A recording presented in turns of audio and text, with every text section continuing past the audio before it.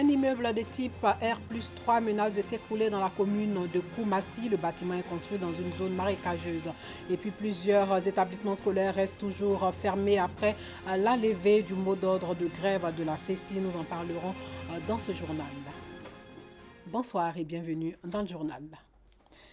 Les habitants d'un immeuble de type R+3 dans la commune de Koumassi-Remblai sont inquiets. Le bâtiment présente plusieurs fissures par endroits. En outre, l'immeuble est construit dans une zone marécageuse. Les locataires, las d'interpeller le propriétaire sur les dangers qu'il court, en appellent aux autorités compétentes. Le reportage de Clément Boko. Koumassi-Remblai. Bientôt 4 ans que Junior Diaby habite cet immeuble de type R+3. Mais depuis quelques semaines, ses voisins et lui ne peuvent plus dormir sur leurs deux oreilles. Que ce soit dans les chambres, au salon, dans le hall, c'est difficile à vivre. Et en plus de l'inclinaison qu'on sent même dans les maisons, parce qu'on sent que le bâtiment est incliné, ce qui n'est pas normal.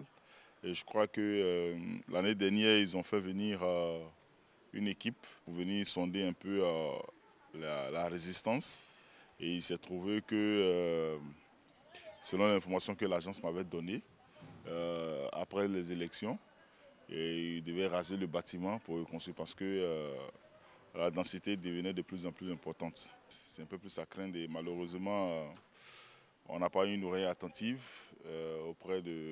puisque c'est une agence qui gère le bâtiment, nous on ne connaît pas le propriétaire.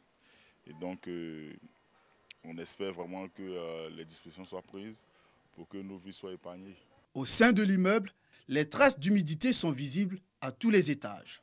Au 3e étage, les habitants de cet appartement sont partis à la hâte après avoir constaté que le carrelage s'est détaché du sol subitement. Le samedi, aux environs de 2 heures, le voisin nous a réveillés pour nous dire qu'il y a un incident dans sa maison qui s'est passé.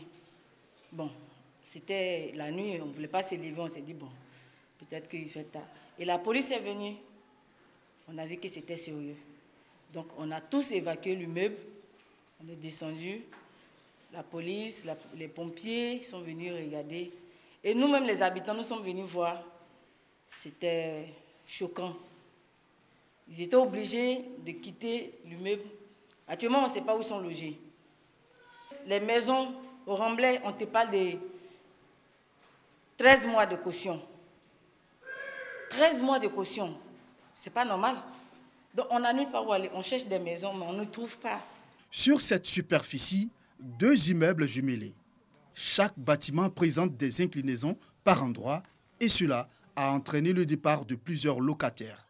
En attendant que le propriétaire se décide à réhabiliter les immeubles, les résidents actuels appellent à l'aide pour qu'une solution soit trouvée à leur infortune.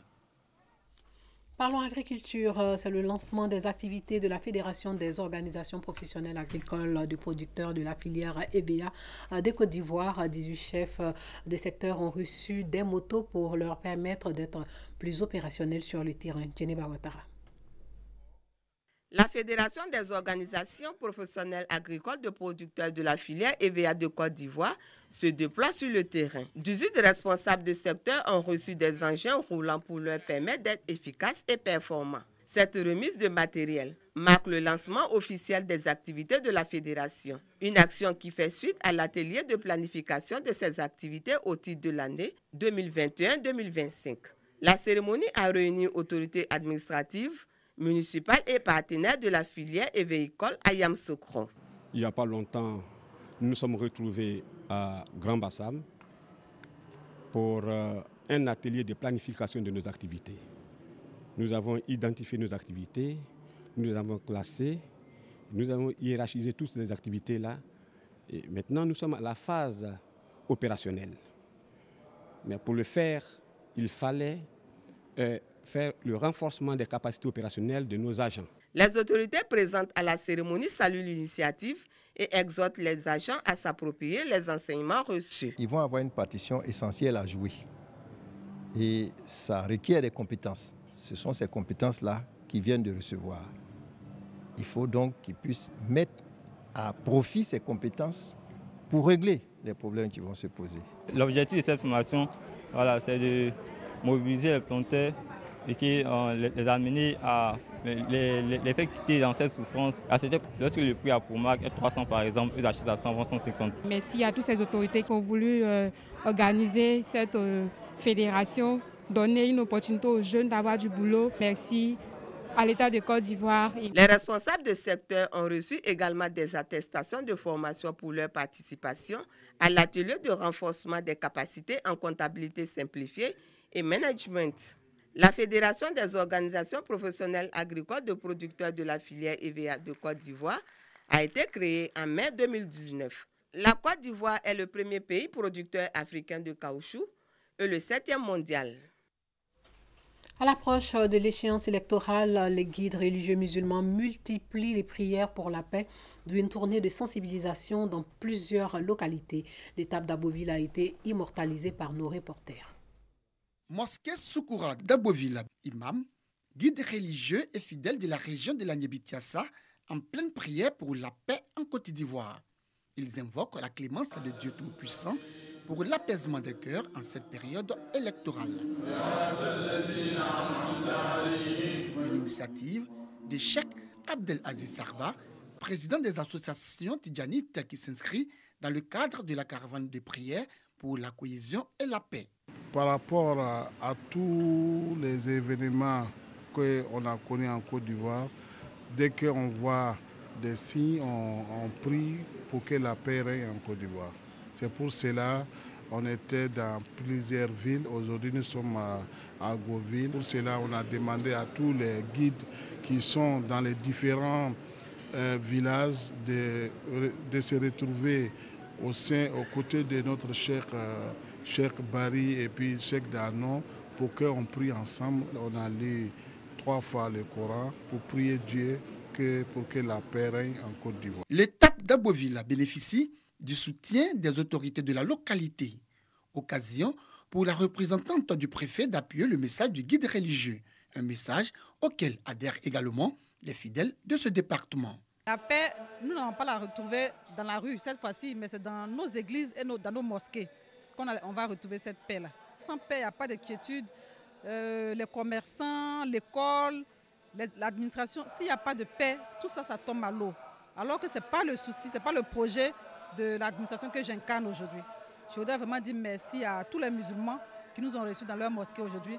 Quand il y a des prières comme ça, et nous, fidèles, nous ne pourrons que louer Dieu, nous ne pouvons que dire merci aux initiateurs, nous ne pouvons que dire merci à Dieu qui permet aux hommes de réfléchir que les prières de paix peuvent nous amener à la paix.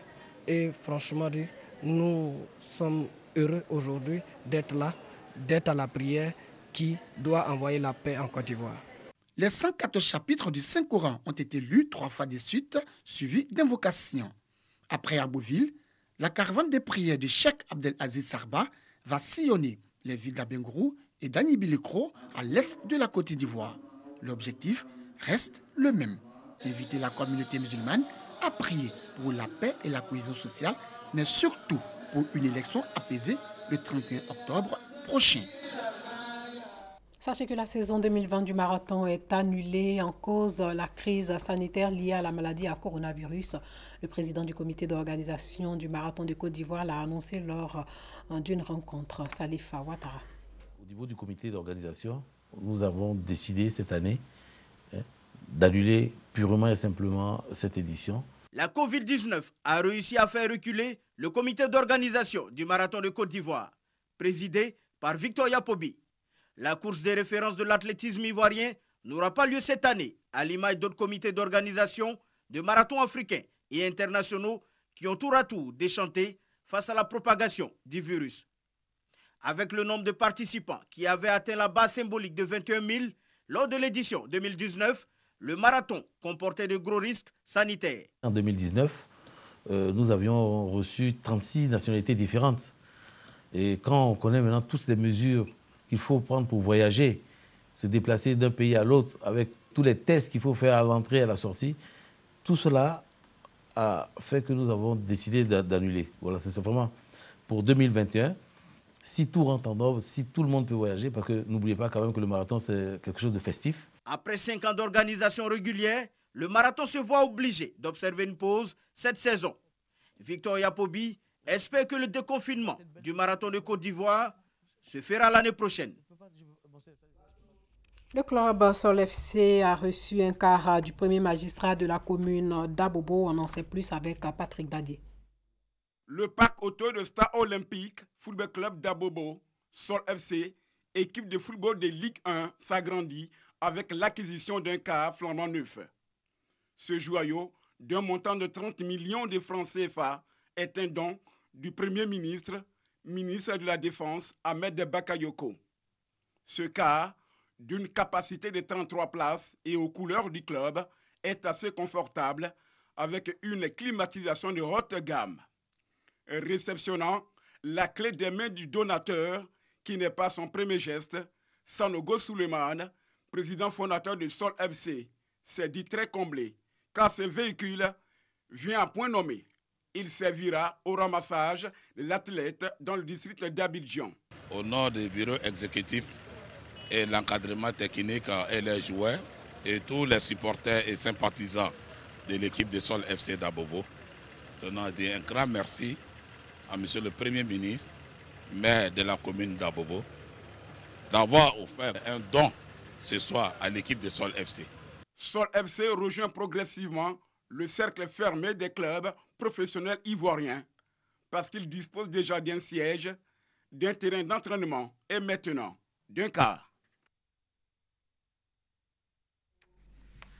Le ministre des Sports, Paulin Claude Danho, a offert un déjeuner à son personnel et aux fédérations et associations sportives. L'idée, remercier l'ensemble de ses collaborateurs pour le travail abattu lors de l'inauguration du stade olympique Alassane Ouattara d'Ebimpe. Salif Ouattara.